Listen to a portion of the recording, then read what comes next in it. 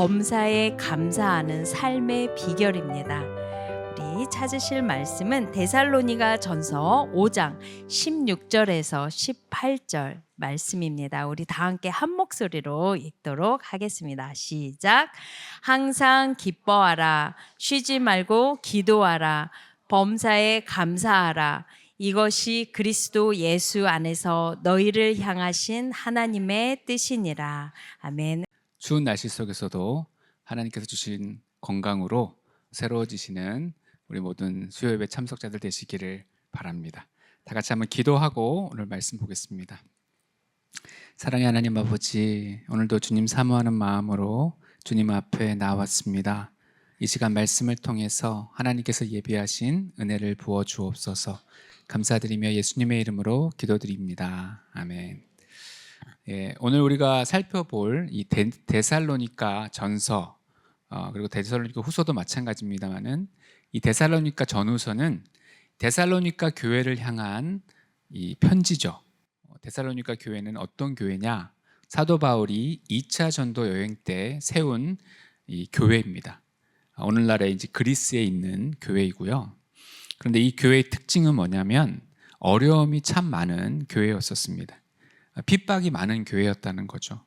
그래서 데살로니가 전서와 후서를 읽어보면 알겠지만 예수님의 다시 오심, 이 재림에 대한 소망이 가장 충만했던 교회이기도 했습니다. 왜냐하면 어려움과 고통이 많은 교회였기 때문입니다. 어려움과 고통이 많으면 어떤 일이 벌어지죠? 이 삶의 안정감이 없어집니다. 그렇잖아요. 돈이 없거나 병이 들거나 또 핍박을 받거나 이렇게 어려움을 한번 당하면 우리 삶의 이 안정감이 사라지는 것을 경험하게 됩니다. 그런데 하나님 안에서는 묘한 게 있어요.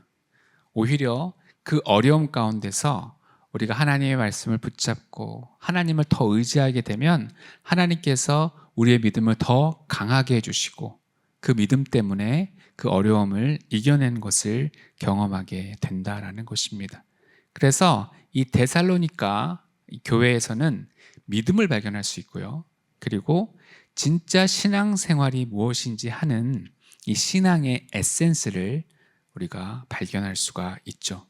이 오늘 읽었던 말씀 데살로니가 전서 5장 16절로 18절 말씀이 바로 이 신앙의 에센스라고 할 수 있죠. 우리 읽었지만 방금 다시 한 번 더 읽어보겠습니다. 시작. 항상 기뻐하라. 쉬지 말고 기도하라. 범사에 감사하라. 이것이 그리스도 예수 안에서 너희를 향하신 하나님의 뜻이니라. 아멘. 신앙의 에센스 세 가지는 항상 기뻐하고 쉬지 말고 기도하고 범사에 감사하는 것입니다.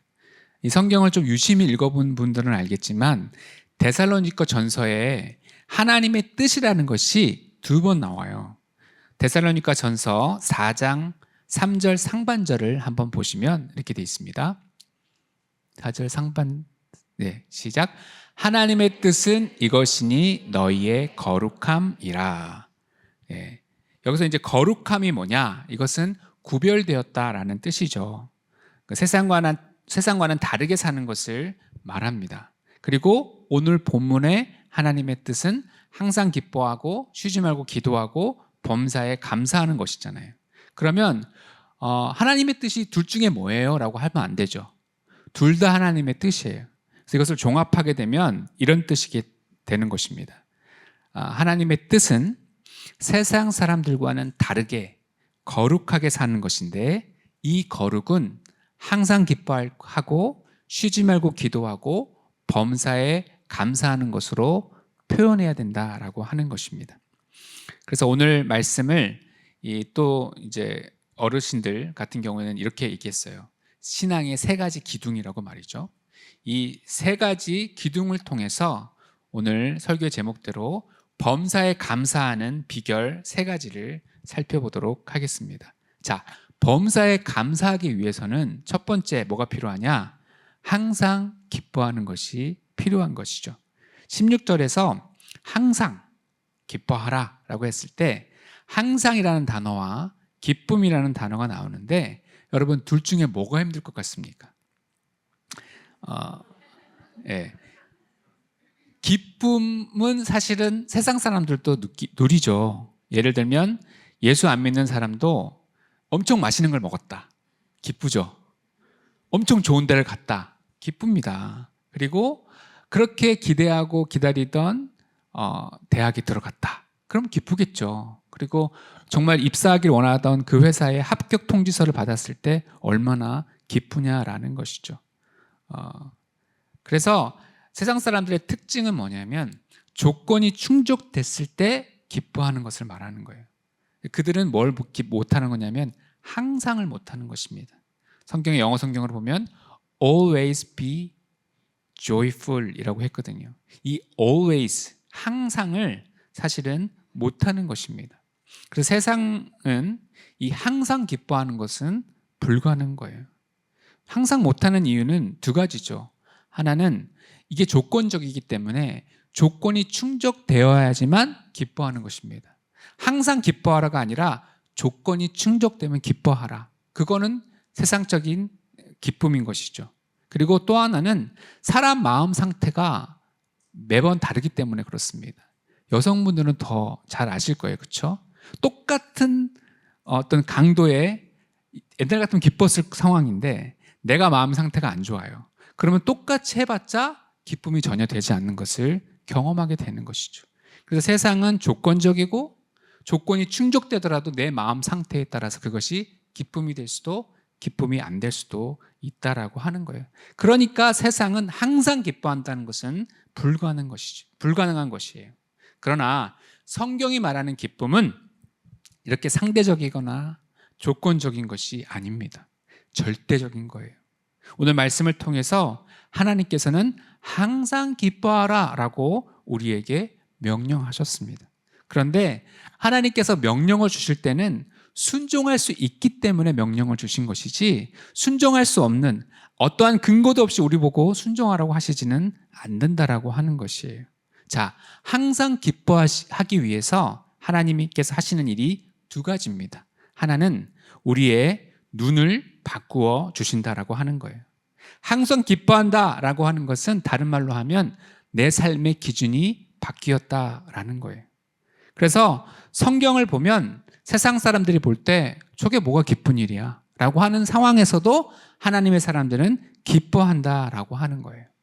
빌립보서를 보면 빌립보서가 옥중서신이잖아요. 감옥에서 사도 바울이 쓴 편지인데 이 4장밖에 안 되는 옥중서신 빌립보서에 기뻐하라, 기쁨이라는 단어가 16번이 나옵니다.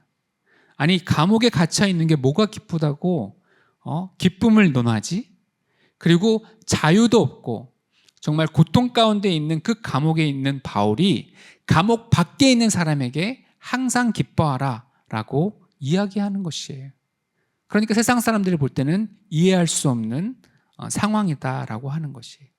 왜냐하면 세상 사람들은 이 땅에서의 삶 그리고 이 땅에서의 삶이 길어야 7, 80년 아니겠습니까?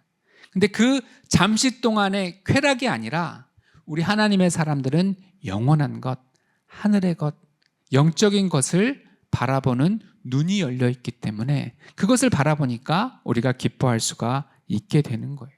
그래서 내가 노력한다고 내 힘으로 기뻐할 수 있는 것이 아니에요. 성령님께서 우리의 눈을 열어주시면 우리가 그것을 보고 우리가 기뻐할 수가 있는 거예요. 하나님께서 우리의 눈을 안 열어주시면요, 우리는 보기는 보아도 깨닫지 못하고 듣기는 들어도 이걸 이해할 수가 없게 되는 것입니다. 그러니까 이렇게 되면 기뻐할 수가 없는 거죠, 항상. 그래서 맨날 업할 때가 있고 또 맨날 다운할 때가 있어요. 그래서 자기 마음 상태에 따라 이리저리로 방황하는 것, 그것이 세상 사람들의 모습이 아니겠어요?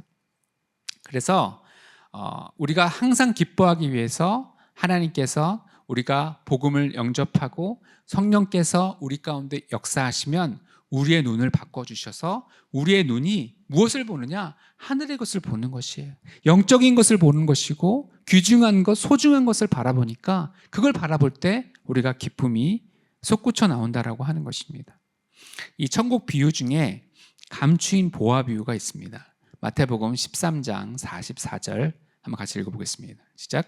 천국은 마치 밭에 감추인 보화와 같으니 사람이 이를 발견한 후 숨겨두고 기뻐하며 돌아가서 자기의 소유를 다 팔아 그 밭을 사느니라. 아멘. 어떤 사람이 일하다가 보화를 발견한 거죠. 그랬더니 너무 기쁜 거예요. 이 사람은 남들이 못 본 것을 본 것입니다. 보고 난 다음에 뭘 해요? 자기에 있는 소유를 다 팝니다. 그리고 그 허름한 밭을 사죠. 그 상황을 본 세상 사람들, 이 사람은 보화를 받기 때문에 그 허름한 밭을 산 거예요. 그런데 세상 사람들은 뭐라고 얘기하냐면 허름한 밭만 보는 거죠. 이 사람이 지금 갖고 있는 그 재산, 그게 더 소중한데 왜 저런 쓸데없는 밭을 사지? 라고 하면서 사람들은 혀를 찰지 몰라요. 그러나 이 사람은 마음의 기쁨을 주체할 수 없습니다. 그 밭을 산 것이 아니라 뭘 산 거죠? 그 밭에 감추어져 있는 보화를 산 것이기 때문에 그런 거예요. 그래서 하나님께서 하나님의 사람들은 눈을 열어주십니다. 그래서 이거를 통찰력이라고 하죠. 인사이트. 그리고 때로는 선견지명이라고 해서 foresight, 미리 보는 거예요. 아, 진짜 가치는 저기에 있구나. 진짜 가치는 성경에 있는 하나님의 하늘의 가치구나. 그래서 그 가치를 따라서 살아가게 된다라고 하는 것입니다. 그래서 우리의 기쁨은 이 하나님과 연관이 되어 있어요. 그래서 하나님께 우리가 소망을 두기 시작하고 하나님을 바라볼 때 우리는 기뻐하게 되는 것이에요. 생명 대신 하나님과 연결됨으로 말미암아 우리의 기쁨은 멈출 수가 없는 것입니다. 언제 모세가 얼굴 밝아지려고 노력했습니까? 40일 동안 시내산에서 하나님과 교제하다 보니까 그의 얼굴이 해처럼 빛났잖아요. 그래서 수건으로 그 얼굴을 가리지 않으면 안 되는 것처럼 그렇게 해같이 빛났다고 하는데 그게 바로 하나님과 함께하는 사람에게 주시는 기쁨이라는 것을 성경이 그렇게 표현한 것입니다. 그래서 생명 대신 하나님과 연결이 되면 우리는 생명 살리는 일에 관심을 갖기 시작해요. 그리고 내가 스스로가 먼저 생명이 들어오는 것을 경험한 이상 그 생명을 나만 알고 있는 것이 너무나 부끄러운 것입니다. 그래서 내가 사랑하는 가족, 내가 사랑하는 그 사람에게 예수님을 증거하지 않을 수가 없는 거죠. 그래서 그에게 복음을 전하게 되고, 물론 복음 전했을 때 바로 들으면 너무 좋겠지만 대부분은 거부합니다. 너나 잘 믿으라 라고 이야기를 하고, 때로는 기독교인에 대한 선입관 때문에 굉장히 격렬하게 저항하는 것도 보게 되죠. 그러나 우리가 생명 되신 주님과 연결되어 있으면 그 영혼이 안타까워서 계속 기도하게 되죠. 중보기도를 부탁하게 되고 또다시 두드리고 또 두드리며 그를 위해서 눈물로 기도하는 가운데 결국 하나님의 역사하심으로 그의 그 강력한 마음이 열리고 하나님께서 주신 복음 가운데 새롭게 되는 것을 경험하게 되죠. 그래서 내가 사랑했던 그 사람의 복음을 전함으로 말미암아 복음을 받아들이고 하나님 안에서 새로워진 모습을 보게 되면 그 기쁨으로 인해서 또 다른 사람들에게 복음을 전하게 된다라고 하는 것입니다. 그래서 전도하게 되고 영혼이 살아나는 정말 새 생명을 얻는 것에 대해서 우리가 관심을 갖게 되는 것이죠. 또한 본능적으로 우리는 어려운 일을 당한 사람을 돕는 것을 통하여서 우리 삶의 보람을 느끼게 되는 것이에요. 이 선한 사마리아인이 죽어가는 사람을 보잖아요. 마음에 측은한 마음이 들죠. 그래서 자기 스케줄을 뒤로 합니다. 그리고 응급처치를 하고 그를 자기 짐승에 태워가지고 주막으로 데려간 다음 하룻밤 새 그를 옆에서 간호하게 되죠. 그리고 회복할 때까지의 비용까지 주면서 그를 정말 사랑으로 그를 대우하고 그래서 결국 그가 살아날 때까지 자기의 그 필요한 비용을 대면서 그를 끝까지 돌보는 모습을 성경은 우리에게 보여주고 있죠. 그것은 왜 그러냐면 그 안에 기쁨이 있기 때문에 그래요. 사람을 살리는 것이 나에게 무한한 기쁨을 준다는 것을 그가 알기 때문에 그 일을 행했다라고 하는 것입니다. 우리 새로운 교회가 러브 미니스트리 사역을 통해서 노숙자를 돕는 분들도 있고 미혼모를 돕는 분들도 있어요. 장애인을 돕는 분들도 있고 또 감옥에 갇힌 사람들을 돕는 분들도 있죠. 이 일들을 하는 것은 왜 그러냐? 사실 이윤 타산을 생각하면 못할 일입니다. 그런데 그들이 그럼에도 불구하고 기쁨으로 하는 이유는 뭐냐면 생명이 살아나는 것을 경험하기 때문에 그렇다라고 하는 것입니다. 그러므로 우리 교회와 저와 여러분, 우리 모든 성도들이 살아날 수 있는 길은 어떤 거냐면 항상 기뻐하는 일을 하는 것이에요. 하나님께서 바꾸어 주신 눈으로 하늘의 보화를 보며 기뻐해야 되고요. 그리고 생명 되신 하나님과 연결될 때 우리는 기쁨을 누리게 됩니다. 그리고 하나님이 기뻐하시는 것을 하기를 원하게 되는 거죠. 그래서 생명 되신 예수님을 전해서 영혼을 살리고 그리고 육체적으로 상황 가운데 어려움에 빠진 이들의 손을 잡아주고 그에게 작은 사랑을 표현함으로써 그 생명이 살아나는 것에 기쁨을 두게 된다라고 하는 것입니다. 그래서 영혼을 살리고 생명을 살리는 일에서 참된 기쁨을 만끽할 수 있는 저와 여러분 되시기를 바랍니다. 두 번째, 범사에 감사할 수 있는 삶의 비결은 쉬지 말고 기도하는 것이에요. 우리는 믿는 순간부터 기도가 시작된다 이렇게 말할 수 있습니다. 기도는 뭐냐 하면 기도는 하나님과 연결되는 것인데 이건 마치 태아가 산모에게 이 탯줄로 연결되는 것과 같은 거예요. 그래서 그 탯줄을 통해서 모든 영양분이 공급되는 것 같은 그게 바로 기도다라고 하는 것입니다. 그래서 하나님과 연결 계속 되어 있으면 우리는 하나님으로부터 공급을 받기 시작하고 그럼 그 상태에서 우리가 하나님께 쉬지 않고 기도하는 것이 가능해지게 되는 거죠. 요한복음 15장 같은 데를 보면 포도나무 가지 비유가 나옵니다. 가지가 포도나무에 붙어 있어야 된다는 것을 말해주고 있는데 왜냐하면 붙어 있어야 포도나무로부터 모든 영양분을 공급받기 때문에 그가 열매를 맺을 수 있고 또 복된 그런 가지로서의 삶을 살 수 있게 된다라고 하는 거예요. 그래서 하나님과 우리를 연결시켜 주는 것 그게 바로 기도다라고 하는 거예요. 베드로전서 4장 11절 상반절 한번 읽어보겠습니다. 시작. 만일 누가 말하려면 하나님의 말씀을 하는 것 같이 하고 누가 봉사하려면 하나님이 공급하시는 힘으로 하는 것 같이 하라. 아멘. 자, 우리의 말이 하나님의 말씀을 전하는 것이 되고 우리가 하는 모든 섬김이 하나님이 공급하시는 힘으로 해야 하는 것이에요. 이처럼 모든 에너지의 원천은 하나님께 있는 것입니다. 하나님과 연결돼 있는 거예요. 그래서 기도한다라는 것은 뭐냐? 하나님과 강력하게 연결되어야 하는데 그게 바로 기도다라고 하는 거예요.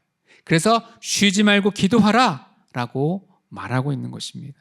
그런데 이게 단순히 계속해서 우리가 입을 쉬지 않고 기도해야 된다라고 하면 저는 지금 설교하고 있고 여러분도 설교 듣고 있으니까 기도 안 하는 거잖아요. 그렇죠? 그래서 그럼 우리는 쉬지 말고 기도하라는 말씀을 지금 불순종하고 있는 것처럼 보이잖아요. 그게 아니라고 하는 것이에요.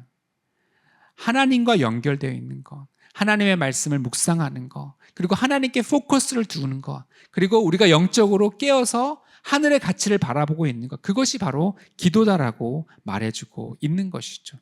여러분, 심장이 쉬는 날이 있습니까? 심장은 주님 부르시는 그날까지 계속 뛰어야 돼요. 마찬가지로 호흡도 그렇죠. 호흡도 들숨과 날숨으로 계속 쉬어줘야 돼요. 폐도 쉬지 않고 심장도 쉬지 않아야 그 사람의 생명이 유지되는 것과 마찬가지로 우리는 하나님 앞에 기도하는데 보통 부르짖는 기도 중요합니다. 부르짖는 기도, 절박한 기도도 절체절명의 위기 가운데서는 해야 되는 기도예요. 그러나 그런 기도만 있는 것은 아닙니다. 조용계 목사님이 말씀 전하기 전에 3시간 기도를 하신다고 했어요. 그래서 3시간 기도를 하면 계속 아뢰기만 하십니까? 라고 말해보면 기도가 깊어지게 되면 1시간 기도하고 2시간은 하나님으로부터 듣는다라고 말을 합니다. 그러니까 내가 기도하면서, 우리 담임 목사님 잘 하시는 게 뭐냐면 산책하면서 호흡하듯이 주님께 물어보고 주님께서 주시는 인사이트를 받고, 그렇게 주님과 동행하면서 주님과 연결되고 있는 그 시간, 그래서 하나님으로부터 듣는 시간을 통해 가지고 쉬지 말고 기도하는 것을 실천하는 것을 우리가 보게 돼요. 그래서 저와 여러분들은 하나님께 호흡이 쉬지 않는 것처럼, 심장이 계속 뛰는 것처럼 하나님의 존재 앞에서 하나님 말씀하십시오, 제가 듣겠습니다 라고 하면서 기도의 귀를 열고 하나님으로부터 듣는 기도를 할 때 우리가 쉬지 말고 기도하는 것이 가능하게 될 줄로 믿습니다. 이 워룸이라고 하는 영화가 있는데, 이게 우리 한국에서는 기도의 힘이라는 제목으로 이제 나왔죠. 우리 교회에서 주보 광고에도 냈었고 상영도 했었습니다. 근데 꼭 그런 거 하라 그러면 잘 안 하시는 분들이 있더라고요. 내용을 잠깐 말씀드리면, 이 워룸이라는 영화에는 이 부동산 중개업을 하는 이 엘리자베스라는 주인공이 등장을 하죠. 이 주인공에게 인생의 위기가 찾아옵니다. 남편은 제약회사에서 세일즈하면서 돈도 많이 벌고 또 성공 가도를 달리는 사람이었어요. 하지만 이 부부 사이에 이 말싸움도 잦아지고 서로 갈등이 이제 생기게 되면서 가정에 큰 위기가 찾아왔습니다. 그런데 이 부동산 중개업을 하다 보니까 자기 고객 중에 이 클라라라는 할머니를 만나죠. 이 할머니가 굉장히 신실한 기도의 사람이었었어요. 그래서 엘리자베스에게 자기 집에 가장 좋아하는 방을 보여줍니다. 그게 뭐냐면 워룸이었어요. 워룸은 직역하면 전쟁의 방 이렇게 돼 있잖아요. 전쟁의 방이 뭐냐? 이것은 이게 이제 고유명사로 있는데 군 통수권자 그리고 핵심 참모들이 모여가지고 지금 전쟁 상황을 한눈에 파악하고 그 작전을 협의하는 전시 상황실을 말하고 있는 거예요. 그러니까 워룸이 있다라고 하는 것은 뭐냐면 내 인생의 전쟁터에서 군 통수권자 되시는 하나님과 지금 깊이 내밀히 교제하면서 하나님의 전략, 또 하나님께서 주시는 전쟁의 자원을 공급받는 너무나 중요한 장소라고 하는 것이죠.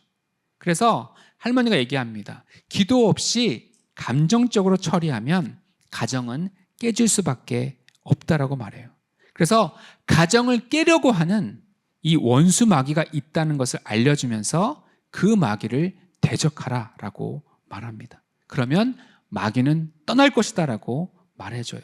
그리고 그 엘리자베스에게 하나님께 굴복하고 모든 것을 하나님께 맡기라라고 이야기합니다. 그래서 그때부터 그가 클로젯 하나를 비워놓고 거기를 전쟁의 방, 이 워룸으로 만들어요. 그리고 거기다가 남편을 위한 그 기도를 빼곡히 적어놓습니다. 그래서 기도할 때마다 기도를 적어놓고 그걸 보면서 또 기도하고, 그래서 계속해서 기도를 쌓아나가게 되죠. 나중에 어떤 일이 벌어지냐면 남편이 이 돈이 많다 보니까 이 사람이 그 부정한 일을 저지를 뻔했어요. 근데 기도를 하다 보니 갑자기 막 두통이 심한 거예요. 그래서 그런 잘못된 짓을 못하게 되었고, 또 그 자매가 이제 뭐라고 기도를 제목을 더 적었냐면, 혹시 하나님 우리 남편이 잘못한 일이 있다면 그 잘못한 일이 드러나게 해주십시오. 그래서 하나님 앞에 돌아오게 해달라는 기도를 했거든요. 근데 이 사람이 이제 제약회사 다니면서 물건을 좀 빼돌렸던 게 있었던 것 같아요. 그게 드러납니다. 그래서 이 사람이 잘려요, 거기서. 그래가지고 시무룩해져가지고 있는데 전쟁의 방, 이 워룸에 가가지고 딱 보니까 자기를 위한 그 기도가 보였던 거죠. 그래서 이 사람이 깨닫고 이제 돌아오는 그런 내용이 굉장히 드라마틱하게 잘 되어 있는 영화이고, 기도의 힘에 대해서 우리에게 말해주는 영화이기 때문에 여러분 시간 되실 때 꼭 워룸, 기도의 힘이라는 이 영화 꼭 보시기를 추천합니다. 여러분, 세상 모든 이방 종교의 특징이 있어요. 그게 뭐냐면 내 뜻을 관철하는 것입니다. 그래서 그들은 이제 신과 거래를 합니다. 어떻게 얘기하냐면 내 뜻 이거 이루어주면 내가 요 복채 이만큼 드릴게요 라고 하는 거예요. 그래서 거래를 한다라고 하면 사실은 그건 다 가짜다라고 생각하시면 됩니다. 기독교만은 어떻습니까? 내 뜻을 관철하는 게 목적이 아니죠. 이 잔을 내게서 옮기시옵소서. 그러나 내 뜻대로 마옵시고 아버지의 뜻대로 되기를 원합니다. 이것이 이 기독교인들의 기도가 되는 것이죠. 주님의 뜻을 이루어 주십시오 라고 기도하게 된다라고 하는 것입니다. 그래서 저와 여러분들이 이 범사에 감사하는 삶을 살기 위해서는 정말 중요한 게 기도로 주님과 계속해서 연결되어 있어야 하는 것이, 그렇게 주님과 연결되는 기도를 정말 듣는 기도, 그래서 심장이 뛰듯이 또 호흡하듯이 그렇게 주님께 묻고 주님의 뜻을 파악하고 그 안에서 기쁨을 누리는 것, 그것이 우리의 기도 생활이 되어야 될 줄로 믿습니다. 옛날에 많이 들었던 이야기인데요, 교회 옆에 이 술집이 있었다고 합니다. 그런데 교회에서는 저 술집이 망하게 해달라고 기도를 했다고 해요. 그런데 그 술집에 불이 납니다. 술집 주인이 소송을 걸었어요. 저 교회가 기도해서 우리 술집이 불이 났다. 그래서 이 양측이 이 재판을 받으면서 각기 주장을 펼치는 것입니다. 술집 사장님은 저 교회가 기도해서 우리 술집에 불 났습니다. 기도하면 불 납니다! 이렇게 주장을 했고, 이제 장로님과 목사님이 이제 그 판사 앞에서 말하는 거죠. 아니, 기도한다고 불 납니까? 기도한다고 절대 불 안 나요. 이렇게 주장을 했다라고 하는 거죠. 자, 이 둘 중에 누가 믿음이 좋은 겁니까? 술집 사장님이죠. 아이러니한 이런 상황, 정작 믿어야 될 사람은 잘 안 믿고 믿지 않을 것 같은 사람이 믿기 때문에 그렇다라고 하는 거예요. 여러분, 우리가 기도한다면 하나님이 들어주실 것이다라는 그 믿음은 갖고 우리가 기도해야 되는 거예요. 베드로를 위해서 베드로 하나님 풀어주십시오라고 그렇게 기도했던 사람들에게 베드로가 진짜로 풀려나서 와서 문을 두드려서 로데라는 여자아이가 보고 베드로가 왔어요 라고 얘기했더니 뭐라고 얘기합니까? 네가 미쳤냐? 아니 진짜라니까, 목소리가 베드로예요. 그럼 그게 천사야. 그리고 무시해버리잖아요. 그것처럼 우리가 기도를 하면서도 믿지 않고 기도하면 안 된다라고 하는 거죠.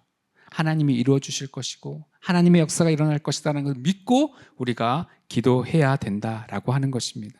그래서 기도의 능력을 믿고 늘 주님과 연결되고, 그래서 주님을 의식하면서 쉬지 않고 기도하여 이 범사에 감사할 수 있는 저와 여러분이 되시기를 바랍니다.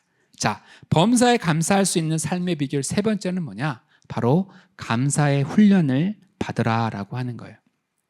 감사란 정의를 보니까 이렇게 돼 있더라고요. 고마움에 대한 감정을 나타내는 말 또는 행동을 가리킨다라고 했습니다. 성경에서는 주로 일상생활 가운데서 우리를 보호하시고 우리를 도우시는 하나님의 은혜에 대한 감사가 주류를 이루고 있어요. 그래서 감사의 제사를 드리고 감사의 예물을 드리고 감사의 찬송을 불렀습니다. 구원받은 성도의 제일 되는 삶은 뭐냐? 바로 하나님께 감사드리는 삶이라고 하는 거예요. 여러분, 기독교와 이 미신의 차이점이 뭡니까? 비나이다 비나이다 하는 정한수 떠놓고 하는 그 미신은 간절한 기원은 있습니다. 그런데 미신에게 없는 게 뭐냐? 바로 감사가 없어요. 무당한 때 가서 감사하는 거 봤습니까? 그런 거 없잖아요. 그래서 내가 진짜 하나님의 사람이고 참된 신앙이다라고 하면 특징이 있는데 그게 뭐냐면 감사하게 된다라고 하는 거예요. 그래서 감사가 없으면 다 가짜고, 감사가 없으면 그것은 그냥 미신 수준의 신앙에 불과하다라고 하는 거예요. 일본의 신학자 가운데 우찌무라 간조라는 분이 있습니다. 이분이 좋은 글들을 참 많이 남겼는데 이분이 이렇게 얘기했어요. 하나님의 인간에 대한 가장 큰 저주는 질병이나 실패나 배신 이런 게 아니랍니다. 인간에게 준 최고의 이 저주 세 가지는 첫 번째가 뭐냐? 하나님이 믿어지지 않는 불신앙이다라고 했어요. 아무리 믿으려고 해도 저희 성도님 중에도 있습니다. 그렇게 기도를 하고 그렇게 권면을 하는데도 불구하고 교회도 와가지고 말씀을 듣는데도 불구하고 그가 믿어지지 않는다고 하는 거예요. 그게 사실은 저주다라고 얘기하고 있고, 두 번째는 뭐냐면 하나님의 말씀이 들려오지 않는 귀, 이것도 저주다라고 얘기를 했어요. 여러분들이 여기 앉아서 하나님의 말씀이 이해가 되고 은혜가 되고 그런 것은 여러분이 말씀 듣는 귀가 있기 때문이에요. 여기 아무리 앉혀놔도 그 말씀이 이해가 되지 않고 그 말씀이 들리지 않는 사람이 있습니다. 그러면 그건 어떻게 되는 거냐면 결국 그 사람은 교회를 오지 않게 되겠죠. 이해도 안 가고 또 들리지도 않으니까. 그건 뭐냐면 마귀가 혼미케 하는 영으로 역사하기 때문에 그렇죠. 그래서 그것이 저주다라고 얘기를 했고, 세 번째는 중요한데 뭐라고 얘기했냐면 세 번째 저주는 감사가 없는 마음, 이게 저주다라고 했어요. 감사가 없으면 안 됩니다, 이 정도가 아니라 감사 없는 마음은 그 자체가 메마른 땅, 황폐한 땅이기 때문에 그 자체가 저주라고 말하고 있는 것입니다. 그러니까 반대로 하나님 앞에서의 최고의 축복은 이 세 가지가 다 뒤집으면 되겠죠. 하나님이 믿어진다면 최고의 복인 것이고, 하나님의 말씀이 들린다면 그것 또한 최고의 복이고, 우리가 감사하는 마음을 가지고 감사를 표현한다면 그것이 또한 축복이다라고 하는 것이에요. 여러분, 감사의 수준이 결국 신앙의 수준하고 똑같은 겁니다. 사도 바울이 어떤 감사를 하는지 한번 볼까요? 에베소서 1장 16절 읽어보겠습니다. 시작. 내가 기도할 때 기억하며 너희로 말미암아 감사하기를 그치지 아니하고. 바울이 감사한다 그러는데 뭘 감사하느냐? 이 에베소 교회 성도들 자체, 그 존재 자체로 그가 감사하고 있다라고 이야기하고 있는 것입니다. 우리 새로운 교회에 많은 성도님들이 오시잖아요. 그분들 이야기를 들어보면 이전 교회에서 상처도 많았고 힘든 상황이었습니다. 그래서 교회가 안정적이지 않다라고 하는 거, 교회가 분쟁하고 그 어려운 가운데 있어서 영적으로 메마른다는 것이 얼마나 힘든 것을 알고 우리 교회에 와가지고 사실은 영적인 양식을 공급받고 안정적으로 은혜롭게 성장해가는 그 기쁨과 은혜를 누리고 나서 성도님들의 얼굴이 펴지고 은혜 가운데 거하는 것을 보게 되죠. 새로운 교회라는 축복된 교회를 만난 것이 그분들에게는 큰 축복인 것이고, 우리 교회도 마찬가지로 그렇게 은혜 충만한 성도들로 채워짐으로 말미암아 건강하게 성장할 수 있으니까 우리 교회도 복받은 것이죠. 우리가 여러분 감사를 이제 제가 훈련해야 된다고 말씀드렸는데, 감사의 말은 자꾸 할수록 감사가 더 늘어나는 것을 경험하게 됩니다. 왜냐하면 감사는 생명의 언어이기 때문에 그래요. 그래서 여러분 자꾸만 감사해야 합니다. 감사하면 감사할 일이 늘어나요. 감사해 보면 자꾸만 감사가 터져 나오게 된다라고 하는 것이에요. 그래서 감사 일기를 쓰고 감사를 표현하고 감사를 적고 그러면서 계속해서 감사의 영역을 넓혀 나가야 된다라고 하는 거예요. 여러분 반대로 우리가 불평을 하지 않습니까? 그러면 똑같은 원리예요. 자꾸 불평할 일이 생깁니다. 그래서 한번 불평해 보세요. 근데 시험 삼아 하지도 마시고 한번 관찰만 좀 해보시기 바랍니다. 그러면 어떤 사람은 불평이라는 죽음의 언어에 사실은 중독된 사람이 있어요. 그래서 불평, 원망, 짜증 이런 말이 계속해서 흘러나옵니다. 그래서 이 사람은 어떤 좋은 걸 봐도 다 나쁜 걸 끄집어내고 부정적인 이야기를 하는 걸 보게 됩니다. 선교한다는 거 얼마나 귀한 거예요. 근데 그 선교까지도 비난하고 비판하는 사람이 있고요. 구제하고 누구를 돕는 것이 얼마나 귀중한 것입니까? 그것도 비판하는 사람이 있고, 예배를 드리고 하나님 앞에 영광 돌리는 이 은혜의 자리가 얼마나 귀중한 것이에요. 그럼에도 그 상황을 보고서 비판하는 사람이 있는 거죠. 그래서 마귀가 특별한 능력을 준 것 같은 사람이 있죠. 마귀는 이렇게 말하는 것 같아요. 우리 말씀을 뒤집어서 항상 낙심하라. 쉬지 말고 원망하라. 범사에 불평하라. 이것이 마귀의 뜻이니라. 예. 마귀가 하는 대로 하면 여러분 우리는 안 된다라고 하는 것이죠. 여러분 깨끗한 집의 특징이 있습니다. 깨끗한 집의 특징은 쓰레기가 쓰레기통에 들어가 있어요. 쓰레기 안 나오는 집은 없죠. 그런데 깨끗한 집은 쓰레기통은 쓰레기통에, 그리고 정리정돈되어 있는 곳이 깨끗한 집이에요.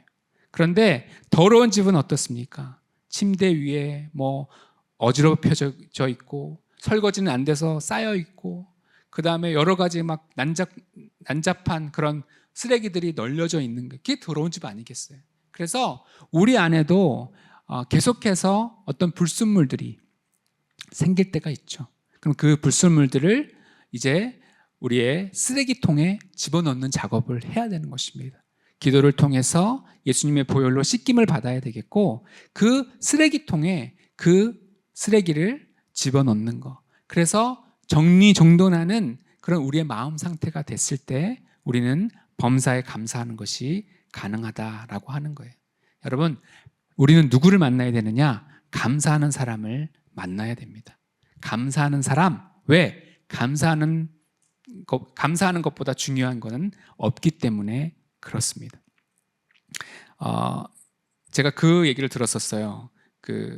어떤 배우자로 사람을 만나야 되는가 했을 때 이제 어떤 어르신 두 분이 만나게 된 이야기를 들었는데, 이제 자매님이 좀 당시에 굉장히 스마트한 여성이었었고, 남자 형제님은 좀 우직한 믿음의 사람이었다고 합니다.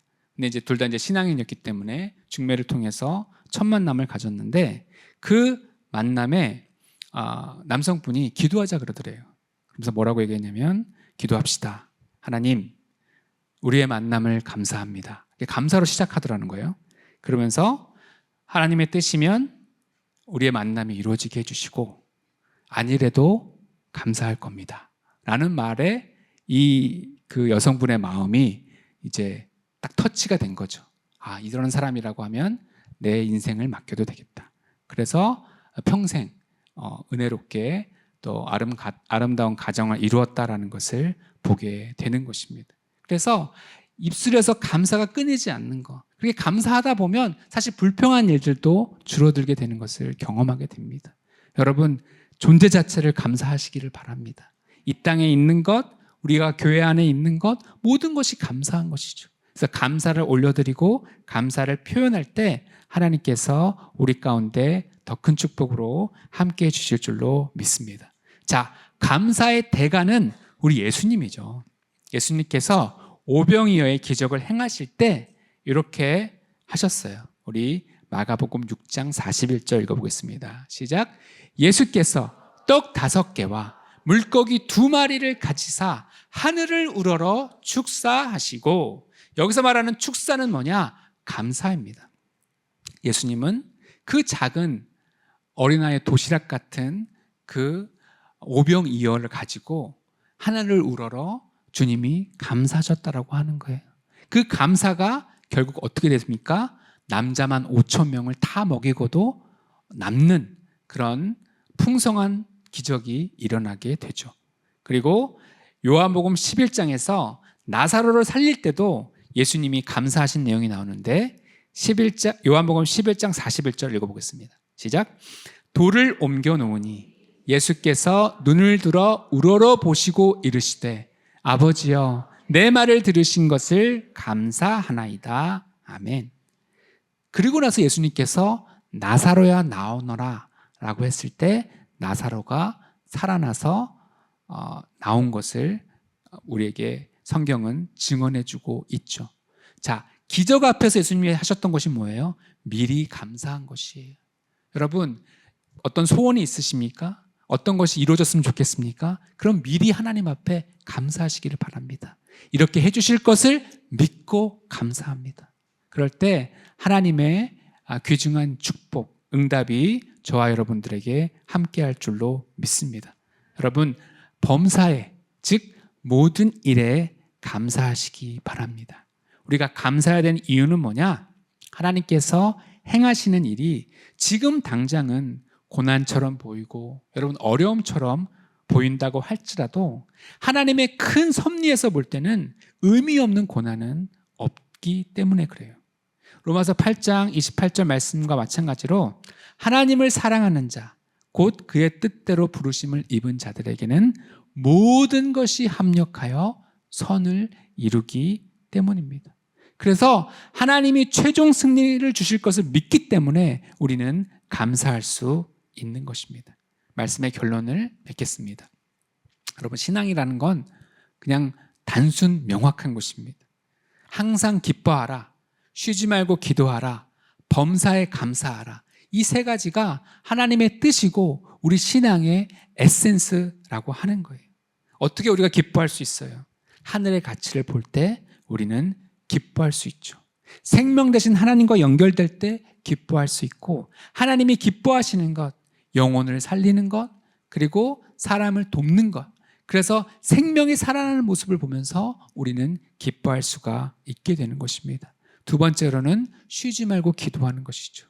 태아가 탯줄로 산모와 연결되듯이 우리가 심장이 계속 뛰듯이 하나님과 호흡하면서 하나님과 동행하면서 기도하는 것, 그것을 하나님이 원하신다는 거예요.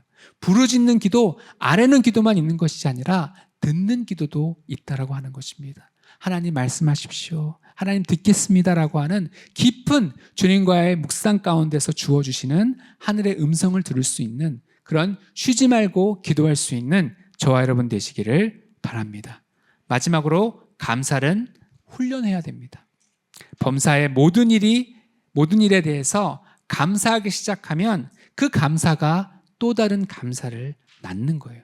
우리가 감사하는 이유는 합력하여 선을 이루시고 최종 승리를 주시는 하나님을 믿기 때문인 줄로 믿습니다. 그래서 상황 가운데서 감사하는 것이 아니라 예수님처럼 미리 하늘을 우러러 감사했을 때 하나님께서 주시는 풍성한 은혜가 우리 안에 충만할 줄로 믿습니다.